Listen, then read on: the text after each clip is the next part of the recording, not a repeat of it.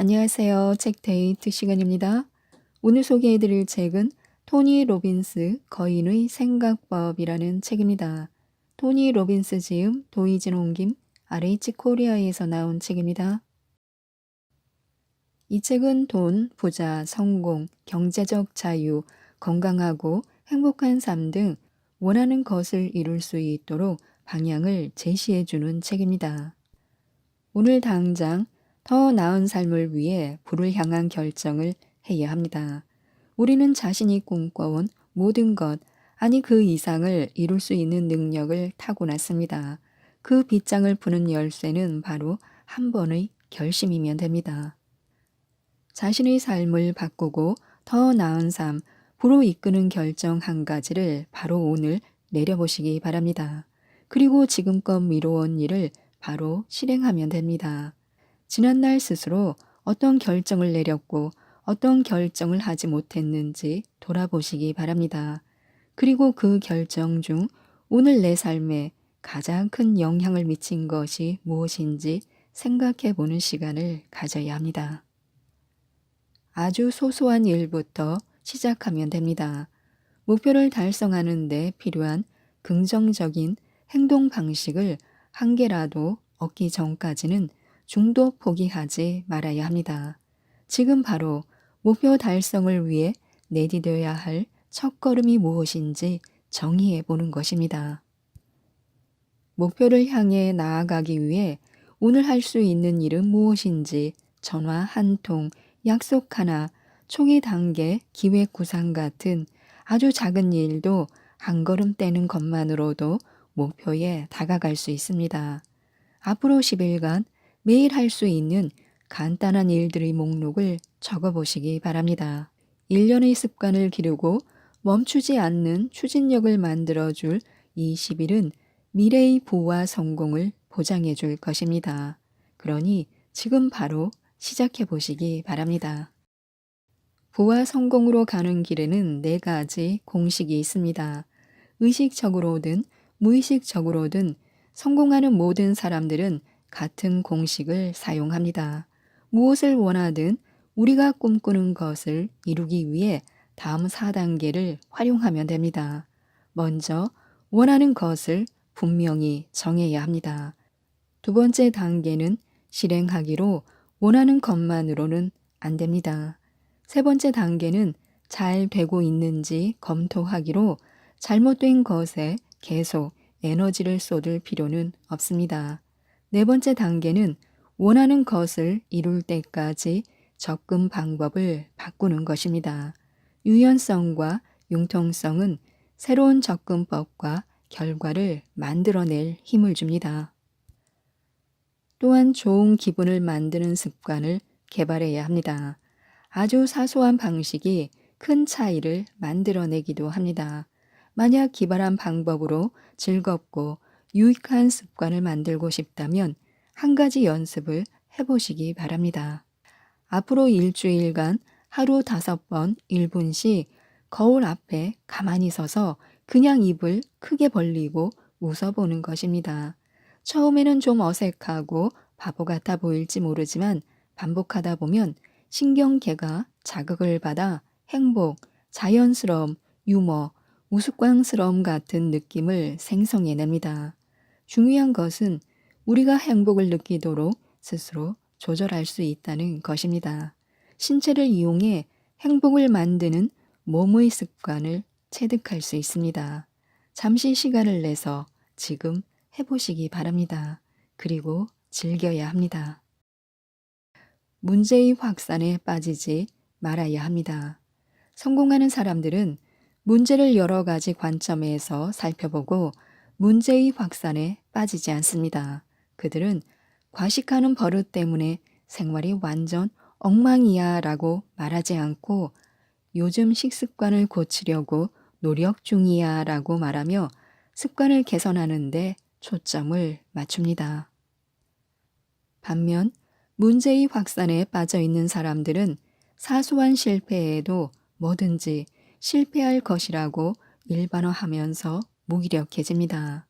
하나의 문제가 모든 것에 영향을 준다는 잘못된 신념을 극복하기 위해 우리는 즉시 문제의 일부분이라도 바로잡아야 합니다. 지금 시작하기만 하면 됩니다. 부자로 만드는 질문을 해야 합니다.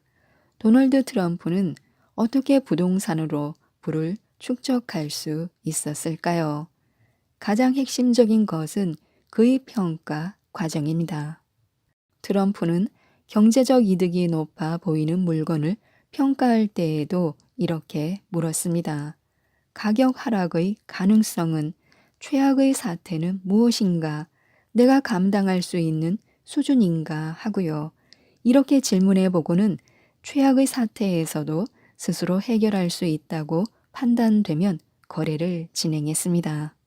가격이 상승하는 좋은 상황이면 알아서 잘 될 테니 최악의 경우만 판단한 것입니다. 그를 지켜본 사람들은 트럼프가 상황이 악화되면 꺾을 수 없는 의지를 불태우면서 이를 해결하기 위한 질문을 던져서 헤쳐갔다고 전합니다. 우리의 운명은 스스로 던진 질문과 하지 못했던 질문에 의해 결정됩니다. 내가 감사해야 할 것은 무엇인가? 질문은 관심의 초점을 옮겨 우리의 감정 상태도 변화시킵니다. 살아오면서 마주했던 빛나는 소중한 추억에 초점을 맞추면 곧바로 행복감에 젖어들 것입니다. 처음 집을 장만하여 이사하던 날, 첫 아이가 태어나던 날, 하늘의 별도 쏠 수 있을 것처럼 자신감을 선사해 준 친구와 대화를 나누던 순간들 말입니다. 내가 감사해야 할 것은 무엇인가? 지금 내 삶은 얼마나 멋진가? 같은 질문은 우리를 그런 순간으로 안내해 줍니다. 그러면 우리는 삶을 기분 좋게 느끼고 또한 주변 사람들에게 더 헌신할 수 있게 됩니다. 즉각적인 동요를 일으키는 말이 있습니다. 말에는 전쟁을 일으키거나 평화를 이끌어내고 관계를 깨뜨리거나 강화시키는 힘이 있습니다. 무언가에 대해 어떻게 느끼는지 결정하는 것은 우리가 그것에 부여하는 의미입니다. 상황을 표현하기 위해 의식적, 무의식적으로 선택한 단어는 우리가 느끼는 의미나 감정을 즉시 바꿔놓습니다. 예를 들어 어떤 사건을 처참하다라고 표현할 때와 그저 실망스럽다라고 표현했을 때의 느낌은 아주 다를 것입니다.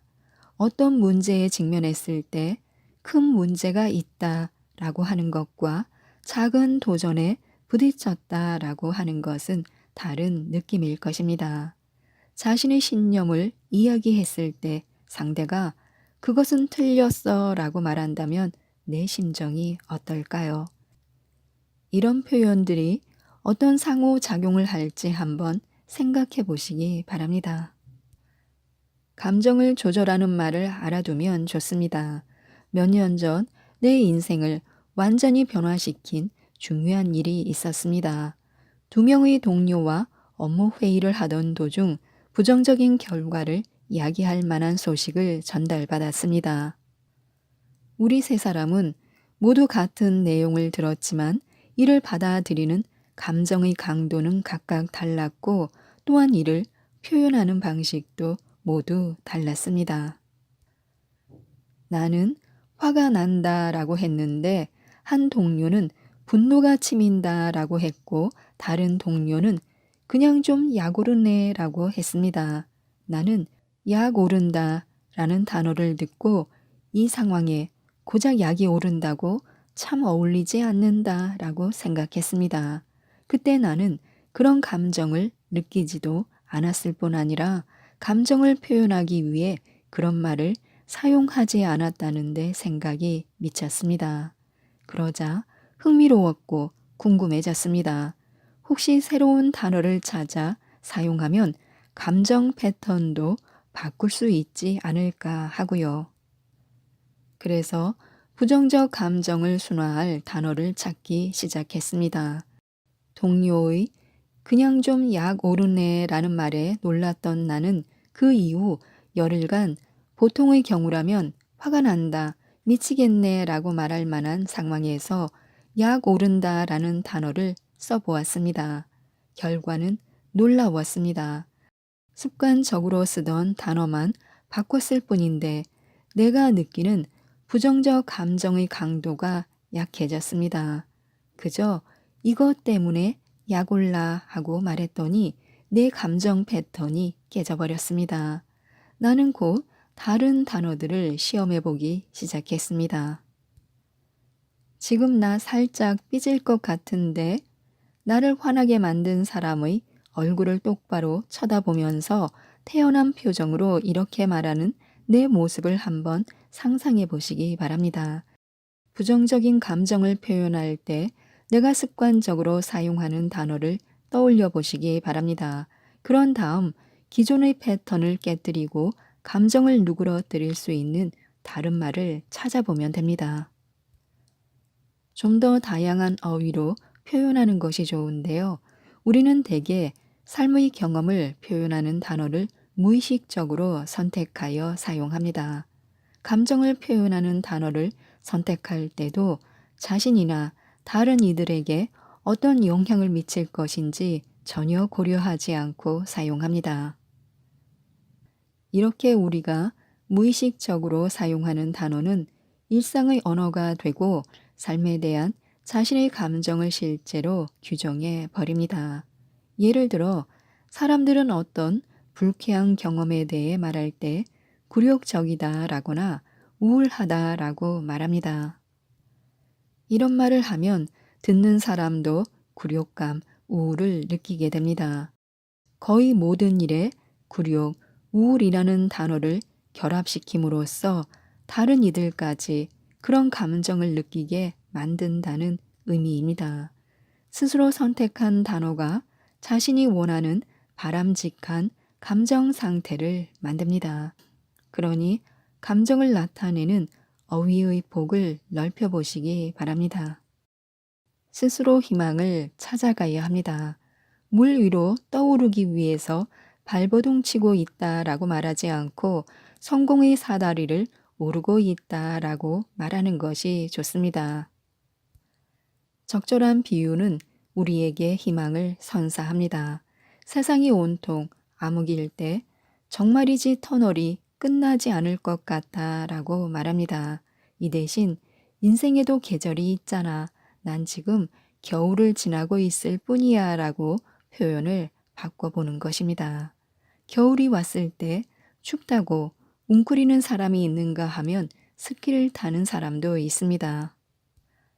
밤이 지나면 아침이 되든 겨울이 지나면 언제나 봄이 찾아옵니다. 따뜻한 햇살 아래 사람들은 새로운 씨앗을 뿌리고 여름이 지나고 가을이 오면 수확의 기쁨을 누릴 수 있습니다. 모든 일이 계획대로 착착 진행되는 것은 아니지만 계절이 순환하듯 우리의 삶도 결국에는 뿌린 대로 거두게 됩니다. 짧게 고민하고 길게 행동해야 합니다. 주위에 성공과 부를 얻은 사람들을 보면 감정적으로 힘든 상황에서도 하나같이 중심을 잃지 않고 확고하며 흔들리지 않는 능력을 가졌습니다. 그들에게는 기본적인 원칙이 있습니다. 그것은 문제를 고민하는데 주어진 시간의 10% 이상 쓰지 않는다는 것입니다. 남은 90% 이상의 시간을 문제 해결에 사용하는 것입니다. 내 가치는 언제든 높아질 수 있습니다. 이제 시각을 넓혀 자신의 존재와 능력에 대해 다시 생각해 볼 필요가 있습니다. 또한 스스로에게 붙여놓은 꼬리표는 한계가 없으며 언제나 더 나아질 수 있다는 것을 알아야 합니다. 그러므로 나는 무엇이다와 같은 말을 반복하는 것을 조심해야 합니다. 그런 말을 반복하다 보면 진짜 그런 사람이 되어버릴지도 모릅니다. 예를 들어 나는 게으른 사람이다 라고 말했다면 사실 게으르지 않은데도 이렇게 말하다 보면 정말 게으른 사람이 될지도 모릅니다. 한계를 규정하는 방식으로 자신을 정의하고 있지는 않은지 살펴보시기 바랍니다. 한계선이 자기의 충족적 예언이 되어 나를 가두고 있지는 않은지 생각해보고 변화를 시도해야 합니다. 오늘 소개해드릴 책은 잘 됐던 방법부터 버려라 라는 책입니다. 시하라 다카시 지음 김소영 옮김 세멘파커스에서 나온 책입니다. 이 책은 돈, 사랑, 관계가 술술 풀리는 36가지 성공 법칙에 대해 알려주는 책입니다. 지금껏 잘 됐던 방법, 지금껏 성과를 냈던 사고법, 지금껏 도움이 됐던 능력 등 잘 됐던 방법을 버리면 인생이 바뀐다고 하는데요. 몇 가지만 소개해 드리겠습니다. 인생의 스테이지가 바뀌면 주인공도 바뀌게 됩니다. 새로운 장소에서는 그때까지 우리를 성장시켜주고 지켜주었으며 구해줬던 가르침이나 사고방식들이 무용지물이 됩니다. 지금까지와는 다른, 아니 대부분 지금까지와 딴판인 가르침이나 사고방식이 필요해집니다. 그것을 받아들이고 움직일 수 있는지 인생의 무대가 바뀔 때 우리는 이러한 시험대에 놓이게 됩니다. 사람은 익숙한 법칙에 안전을 느끼고 안심하는 생물입니다. 따라서 그것을 놓으려는 순간 반드시 집착과 갈등이 일어납니다. 집착하고 갈등하는 것은 당연합니다. 나쁘다는 것이 아니라 자연스럽게 생각하고 넘기면 됩니다. 그렇기 때문에 지금까지의 법칙을 버린다는 의식을 가지고 새로운 법칙을 배워 받아들이는 것이 중요합니다. 만약 지금 무언가를 간절히 바라는데 잘 안 풀린다고 느껴진다면 우선 의심해 보기 바랍니다. 그때는 맞고 지금도 맞는 방법이란 없습니다. 인생을 바꾸고 싶다면 그 무대에 맞춰 낡은 방식이나 생각, 갖고 있는 것을 과감히 버려야 합니다. 그런 다음 지금껏 자신이 몰랐던 방식이나 생각, 수법을 받아들여야 합니다. 사업을 할 때나 연애를 할 때나 인생에는 그때그때 딱 맞는 방법이 있습니다.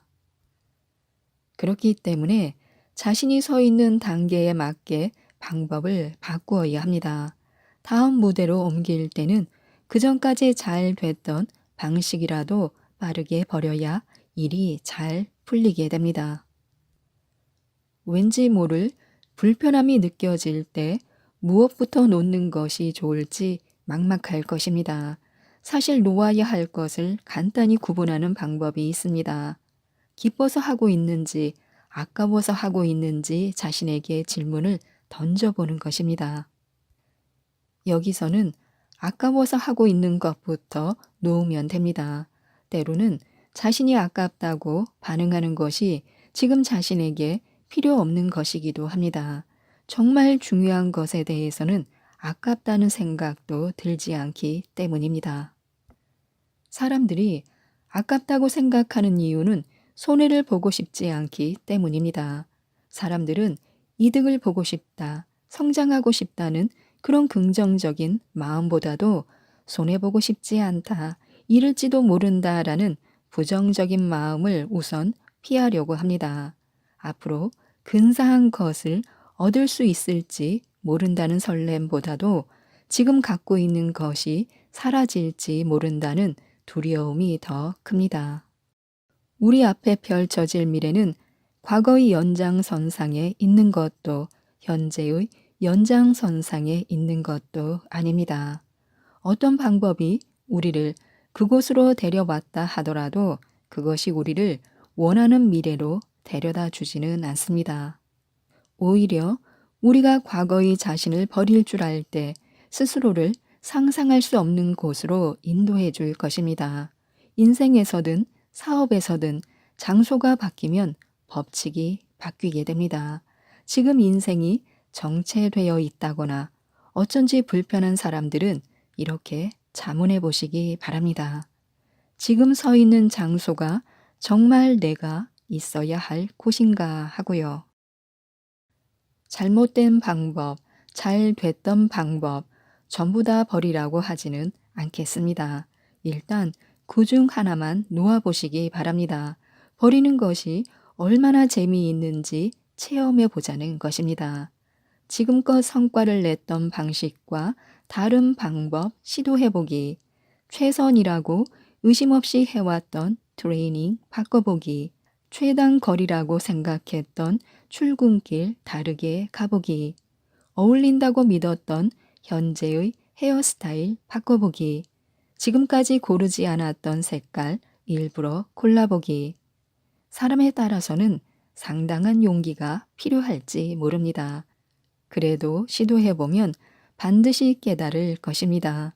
새로운 방식을 써봤더니 성과가 더 좋았다 하고요. 생각을 싹 바꾸자마자 마음이 가벼워집니다. 전혀 다른 패션을 시도했더니 생각보다 잘 어울렸습니다. 헤어스타일을 바꿔봤더니 의외로 주변 반응이 좋았습니다. 다른 루트로 간 출근길에서 근사한 가게를 발견하기도 합니다. 지금까지 최선이라고 믿어왔던 방식, 고민 없이 이거면 되겠지 했던 방법, 당연하다고 여겨왔던 자신만의 루틴, 그것들과 반대, 그쪽이 아닌 길, 다시 말해 새로운 것을 고를 줄 안다면 사람은 몰라보게 성장합니다. 또 하나 중요한 것이 있는데요. 돈을 더 벌려면 이라는 질문에서 보이는 마음 법칙이 있습니다. 저는 그동안 돈을 버는 많은 사람과 만나면서 사람마다 돈을 버는 방법이 천차만별이라는 사실을 깨달았습니다. 돈을 번다는 의미를 어떻게 받아들이느냐에 따라 그 방법이 완전히 달라졌던 것입니다. 지금 고통 속에 돈을 버는 사람들은 돈을 더 벌려면 지금보다 훨씬 더 고통스러워야 된다고 생각한다. 지금 희생하며 돈을 버는 사람들은 돈을 더 벌려면 지금보다 훨씬 더 자신을 희생해야 된다고 생각한다. 지금 하기 싫은 일로 돈을 버는 사람들은 돈을 더 벌려면 지금보다 더 하기 싫은 일을 해야 된다고 생각한다. 지금 좋아하는 일로 돈을 버는 사람들은 돈을 더 벌려면 지금보다 훨씬 더 좋아하는 일을 해야 된다고 생각한다. 지금 길을 쓰고 일하는 사람들은 돈을 더 벌려면 지금보다 더 길을 쓰고 일을 해야 된다고 생각한다.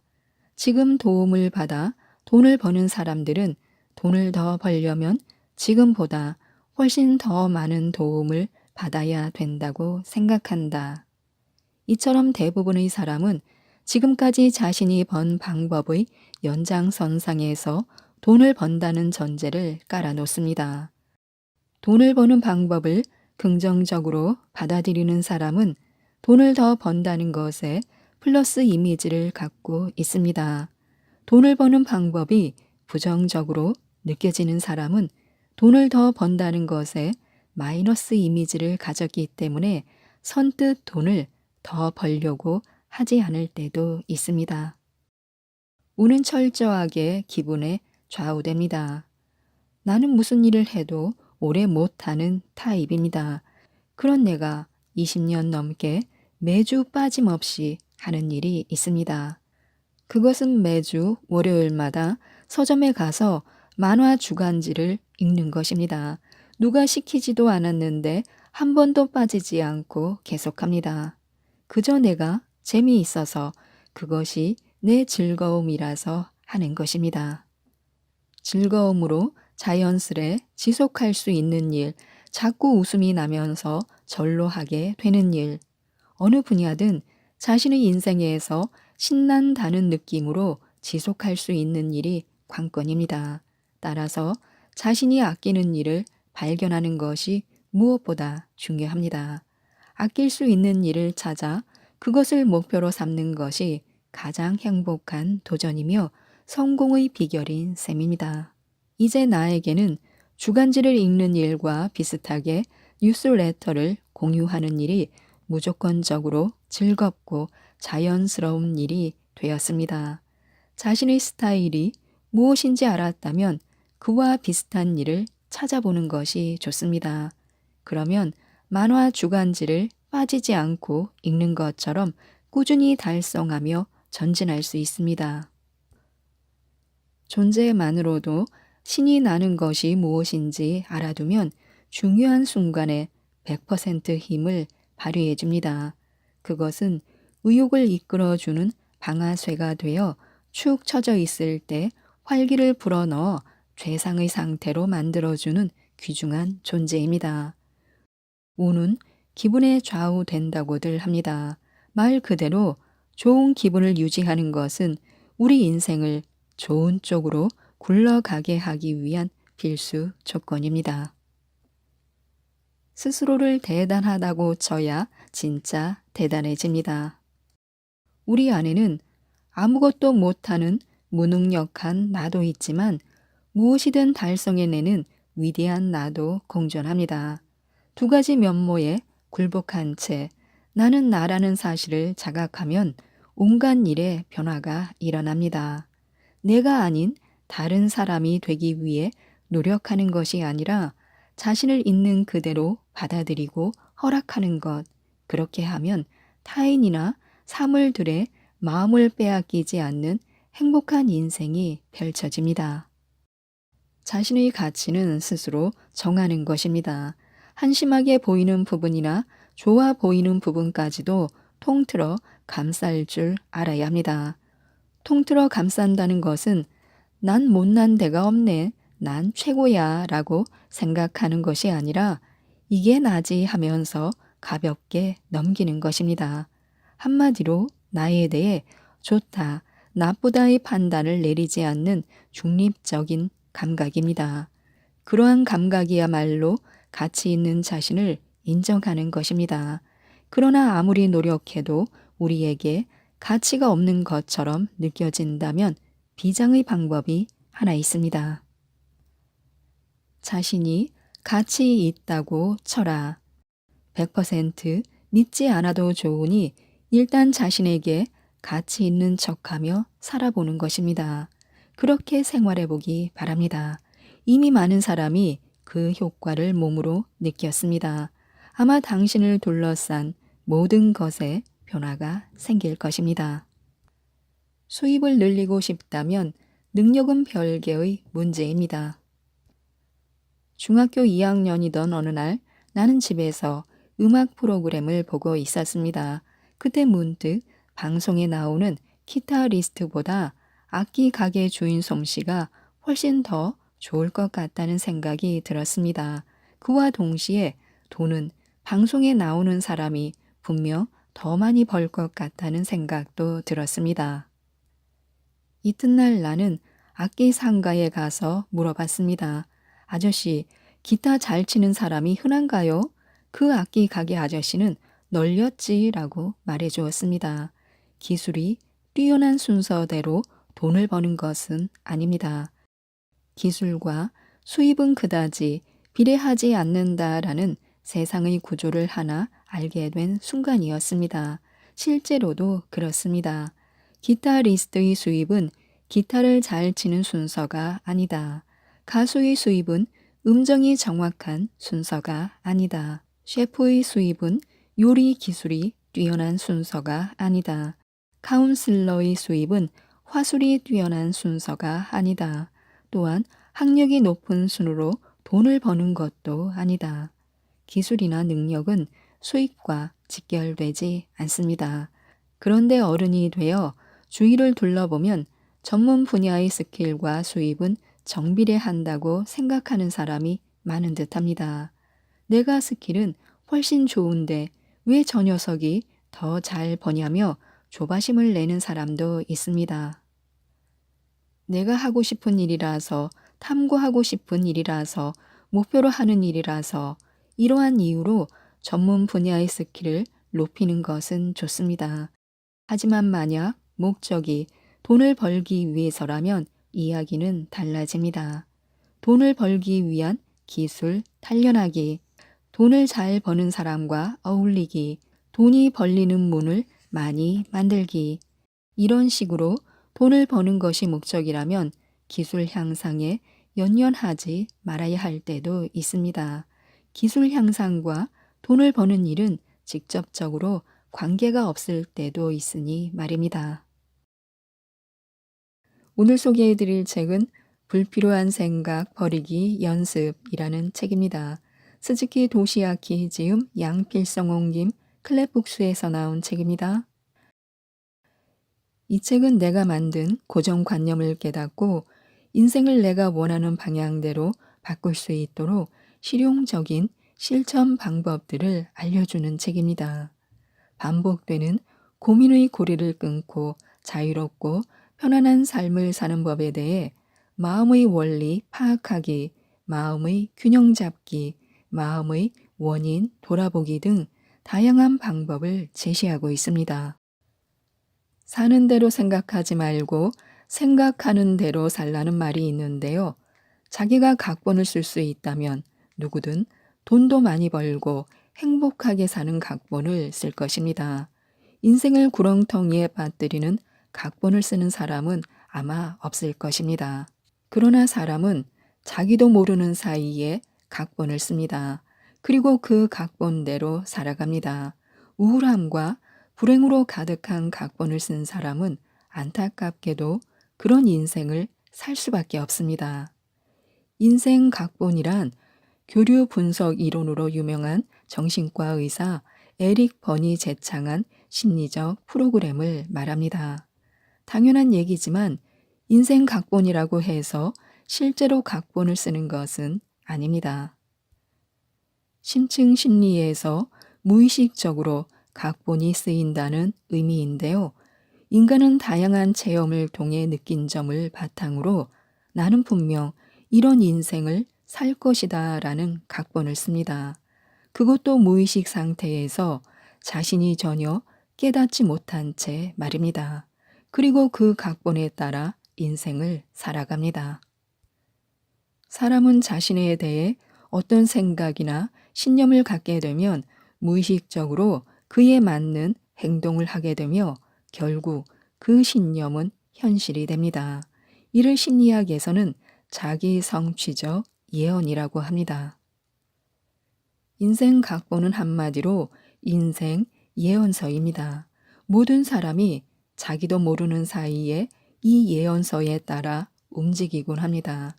요컨대 나는 운이 나쁘다 라고 생각하는 사람은 그런 각본을, 나는 운이 좋다 라고 생각하는 사람은 그런 각본을 스스로 쓰고 있는 것입니다. 항상 성공한다 라고 생각하는 사람은 그런 각본을, 결정적 순간에 일이 어그러진다 라고 생각하는 사람은 그런 각본을 쓴 것입니다. 실제로 운이 나쁘거나 우연히 일이 잘못되는 것이 아니라 모든 것은 스스로 만들어낸 스토리에 지나지 않습니다. 내가 쓴 각본이 인생에 도움이 된다면 크게 문제가 없습니다. 하지만 만약 인생을 불행으로 몰고 가는 각본이라면 시간이 걸리더라도 고쳐 써야 합니다. 그럼 과연 인생 각본은 고쳐 쓸 수 있는 것일까요? 물론 매우 견고함으로 쉬운 일은 아닙니다. 그러나 이것은 인생 각본이 꾸민 일이다라고 인식하는 것만으로도 큰 효과가 있습니다. 다시 말해 각본에 완전히 지배당하지 않고 한 발 물러나 이것은 각본일 뿐이다라는 냉정한 자세를 가질 수만 있어도 큰 효과가 있습니다. 실패와 불행 또는 성공과 행복이 반복되는 이유가 운이 아니라 각본 때문임을 깨닫는 것만으로도 인생을 스스로 이끌어갈 여유를 가질 수 있습니다. 인생 각본이라는 존재를 알면 어차피 나는 성공하지 못해, 어차피 나는 인기가 없어 등 운명이라고 생각하고 포기했던 일들에 더 적극적으로 도전해 볼 수 있습니다. 고정관념은 건강에도 영향을 줍니다. 스트레스는 그것을 스트레스라고 느끼기 때문에 스트레스가 됩니다. 같은 상황이라도 부정적으로 받아들여 스트레스로 느끼는 사람이 있는가 하면 전혀 그렇게 느끼지 않는 사람도 있습니다. 일을 하다가 어려움에 부닥쳤을 때 좋아, 한번 해보자 라며 의욕을 불태우는 사람이 있는 반면 스트레스를 받아서 회사에 가기 싫어하는 사람도 있습니다. 스트레스라고 느끼는 이유는 나는 그 상황에 대처할 수 없고 그것이 중대한 결과로 이어질 것이 분명하다라고 믿어버리기 때문입니다. 이것이 자율신경 실조증 등을 불러와 몸 상태에 악영향을 미치기도 합니다. 또 컨디션이 안 좋다는 것 자체가 스트레스가 되어 또 다른 스트레스를 유발하기도 합니다. 예컨대 몸 상태가 평소와 조금만 달라져도 분명 큰 병일 거야 라고 생각해 과도하게 걱정하는 사람도 있습니다. 이런 부정적인 마음이 실제로 몸에 악영향을 미칠 수 있습니다. 이처럼 고정관념이 건강에 영향을 미치기도 하는데요. 고정관념의 힘은 그만큼 큽니다. 몸을 조정하면 마음이 바뀝니다. 죽기 살기로 공부해서 모의고사에서는 항상 합격권이었는데 정작 수능 시험에서는 긴장해서 시험을 망치고 결국 원하는 대학에 들어가지 못한 사람, 취업 면접, 이행 연습에서는 막힘없이 대답을 잘했는데 막상 면접장에 가면 머릿속이 하얘지는 사람, 이렇듯 왠지 모르게 실전에 약한 사람은 고정관념이 원인일지도 모릅니다. 고정관념은 몸이 기억하는 경우가 많은데요. 이런 경험을 하면 결정적인 순간에 실수한다라고 몸이 믿어버립니다. 기억에서는 잊어버렸어도 몸이 그때의 감각을 기억하는 것입니다. 그러면 그런 일이 또 일어날지도 모른다는 불안감에 빠져 똑같은 상황이 되면 무의식 중에 긴장하게 되고 몸이 반응해 버리는 것입니다. 그리고 최악의 결과를 맞이하게 됩니다. 이런 악순환을 끊는 방법이 있는데요. 몸이 기억하는 고정관념은 몸을 써서 벗어나는 것이 최선입니다. 마음으로 몸을 조정하는 것이 아니라 몸을 조정해서 마음을 바꾸는 방법입니다. 고정관념을 다스리는 3가지 습관이 있는데요. 먼저 자세를 바꾸는 것입니다. 자세를 바꾸기만 해도 마음의 상태를 바꿀 수 있습니다. 자세는 마음을 반영하기 때문인데요. 자세가 바른 사람은 마음의 상태가 좋고 긍정적인 의식을 가지고 있습니다. 이를 역으로 이용해 자세를 바로 잡음으로써 마음 상태가 좋다고 착각하게 하는 것입니다.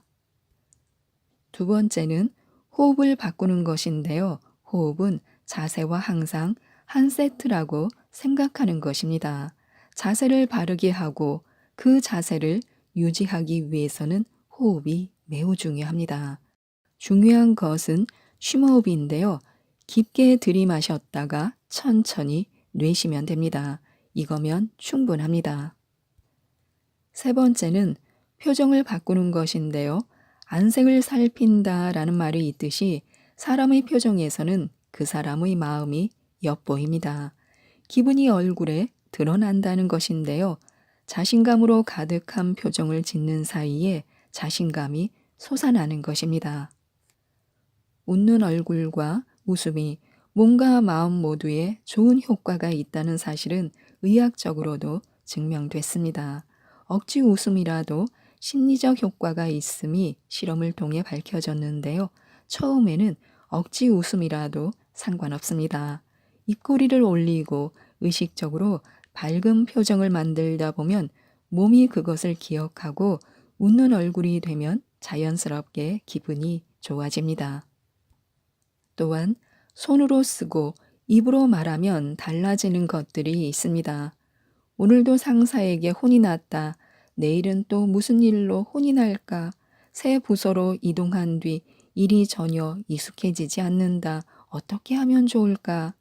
이렇게 매일 불안함과 압박감에 시달리는 사람도 적지 않을 것입니다. 그런 정신 상태로는 무슨 일을 하든 불안하게 느껴져서 점점 더 부정적인 생각을 하게 됩니다. 이런 사람에게는 좋은 일 노트를 추천합니다. 그날 있었던 좋은 일을 노트에 적는 것으로 부정적인 고정관념을 긍정적인 고정관념으로 바꾸는 방법입니다. 이 좋은 일 노트에는 다음과 같은 세 가지 항목을 적으면 됩니다. 먼저 오늘 무엇을 했는지 적는 것인데요. 이때 최대한 좋은 일을 적는 것이 포인트입니다. 두 번째는 즐거움의 정도를 수치화하는 것인데요. 앞에서 적은 것이 어느 정도 즐거웠는지 점수 또는 백분율로 수치화하면 됩니다. 예를 들면 거래처와 약속을 잡는데 성공했다. 50점 이렇게 말입니다. 세 번째는 반성할 점을 적는 것인데요. 즐거움의 정도를 높이기 위해서 어떻게 개선해야 할지를 생각해 보는 것입니다. 몇 번이고 거절당했던 거래처인데 오늘 약속을 잡는데 성공한 것은 기쁘지만 조금 억지스럽게 밀어붙인 것 같다. 만나면 사과부터 하자라고 적으면 됩니다. 이처럼 좋은 일 찾기를 하다 보면 의식이 자연스럽게 긍정적인 방향으로 향하게 됩니다. 매번 똑같은 악순환에 빠지는 이유는 나쁜 점에만 시선이 가기 때문입니다. 병은 마음에서 온다라는 말이 있듯이 일을 잘하거나 못하는 건 역시 마음, 즉 부정적인 고정관념에 좌우됩니다. 일을 잘하는 사람은 기본적으로 긍정적인 사고를 합니다. 같은 일이라고 해도 좋은 부분에 초점을 맞춰서 보는 습관이 있기 때문입니다. 이 세상은 싫은 일 투성이다라고 생각하든 이 세상은 좋은 일로 가득하다라고 생각하든 그 사람에게는 그것이 진실입니다. 요컨대 어디에 초점을 맞추느냐에 따라 인생이 달라집니다. 또한 말버릇도 사람의 성격에 영향을 미칩니다. 하지만, 그렇지만, 어차피와 같은 말을 입에 달고 살던 사람이라도 평소에 쓰지 않도록 주의하면 뇌가 점차 익숙해져서 부정적인 말을 하지 않게 되고 자연스럽게 긍정적인 사고를 하게 됩니다. 그리고 큰 문제에 맞닥뜨려도 하지만, 그렇지만 이라는 말을 하지 않게 되어 고정관념에 사로잡히는 일 없이 문제를 해결할 수 있습니다. 고작해야 말버릇일 뿐이라고 가볍게 생각해서는 안 되는데요. 말은 사고를 지배하기 때문입니다. 그럼 내 감정을 어떻게 조절할 수 있을까요? 저 인간은 용서할 수 없어. 생각할수록 열받네. 라는 분노의 감정. 이젠 틀렸어. 아무것도 하고 싶지 않아. 라는 탄식의 감정. 이런 감정을 어떻게 컨트롤할 수 있을까요? 열받는다, 분하다, 이제 틀렸다, 하고 싶지 않다와 같은 부정적 감정에는 반드시 그런 감정을 유발하는 고정관념, 즉 불합리한 신념이 숨어 있습니다. 먼저 그것을 밝혀내야 합니다. 어떤 감정에 사로잡혔을 때 곧바로 공격하거나 패닉에 빠져서는 안 됩니다. 즉시 반응하지 말고 숫자를 세거나 심호흡을 하면서 잠시 시간을 두는 게 좋습니다. 그런 다음 그것이 어떤 감정인지를 객관적으로 파악해야 합니다. 그러면서 그 감정을 유발한 자신만의 사고, 판단 패턴을 자각하는 것이 중요합니다. 또 한 가지 중요한 점은 부정적인 감정이라도 그 감정이 끌어올랐다는 사실을 그대로 인정해야 한다는 것입니다. 내가 이런 감정을 가질 리 없어 라고 자신을 억압해서는 안 됩니다. 자기 몸에서 나오는 감정 신호를 잘 관찰하고 기억해 두는 것이 좋습니다. 그러면서 또 편협한 고정관념에 사로잡혔구나라는 자각을 통해 좀 더 넓은 관점으로 전환하도록 노력하면 됩니다. 부정적인 감정의 이면에는 상대의 행동은 이래야 한다라는 고정관념이 있습니다. 중요한 것은 나도 오케이, 너도 오케이라는 태도입니다. 타인에게 공감하면서도 의존은 하지 않는 자기 긍정감이 있으면 불필요한 감정에 휘둘리지 않습니다. 성격은 고정관념이 쌓여서 만들어진 것이라고 하는데요.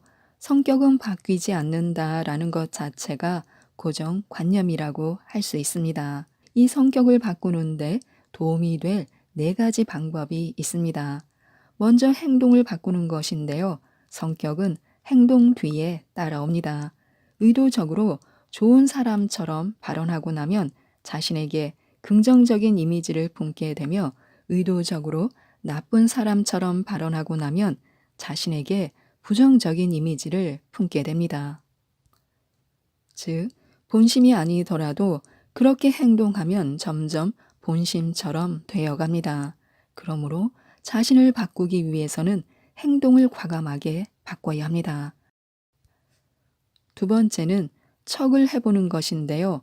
예전에 중국의 한 창업자가 프레젠테이션에서 애플의 스티브 잡스와 똑같은 옷을 입고 행동과 제스처까지 따라해서 화제가 된 적이 있습니다. 아마도 많은 사람이 그를 단순한 흉내쟁이라며 비웃었을 것입니다. 그러나 고정관념을 자신의 편으로 만든다는 의미에서 생각하면 척을 하는 것은 매우 효과적인 방법입니다. 이상형으로 생각하는 사람을 따라하면서 내면을 바꿔 나가는 것을 심리학에서는 모델링이라고 합니다. 누군가를 따라하다 보면 자신이 생각하는 이상형에 조금씩 가까워지고 어느새 뇌가 그 모습이 나다라고 믿게 됩니다. 세 번째는 환경을 바꾸는 것인데요. 지금의 환경에서 멀어지거나 새로운 환경으로 넓혀 나가는 것도 효과적입니다. 회사와 가정뿐인 사람은 지금까지 관심을 보이지 않았던 동아리 활동을 해보거나 강습을 받아보는 것도 좋습니다. 스트레스가 쌓이는 환경을 수많은 환경 중 하나에 지나지 않게 만드는 것입니다. 기존의 인간관계를 끊고 새로운 인간관계 환경에 뛰어드는 것도 좋습니다. 진학이나 이직 등이 절호의 기회입니다. 네 번째는 복장을 바꾸는 것인데요. 나폴레옹은 사람은 복장에 걸맞은 인간이 된다라고 말했습니다. 사람들에게 능력 있는 사람으로 비치고 싶다면 복장부터 바꾸는 것이 좋습니다. 이 옷이 나에게 어울리는지를 고민하지 말고 일단 내가 추구하는 모습에 걸맞는 복장을 갖춰보는 것입니다. 기분이 말끔하지 않을 때는 새 옷을 사서 입어보는 것도 좋습니다. 자신을 바꾸고 싶을 때일수록 평소에 자신이 선택하지 않는 옷을 골라서 입어보는 것도 좋습니다. 과거에 무슨 일이 있었는가가 아니라 지금 나에게 무슨 일이 일어나고 있는가에 주시해야 과거라는 고정관념에서 벗어날 수 있습니다. 자신이 원하는 멋진 각본으로 멋진 인생을 만들어 가셨으면 좋겠습니다. 이상 책데이트였습니다. 감사합니다.